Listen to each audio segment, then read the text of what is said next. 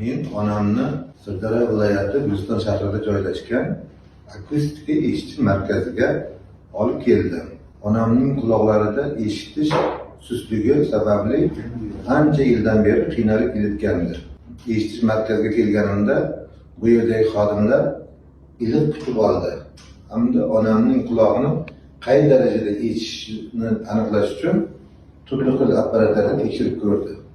Natijada ikki quloqda ham eshitish sustligi aniqlandi. Ushbu markaz xodimlarining tavsiyasi bilan lor vrach maslahatiga ham murojaat qildim. Haqiqatan ham akustika eshitish markazi xodimlarining bilimiga yuqori baho berishga joiz deb topdim. Sababi ular to'g'ri tavsiya berdi.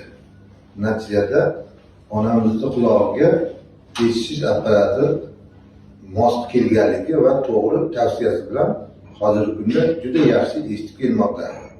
Markaz xodimlariga o'z minnatdorligimni bildiraman.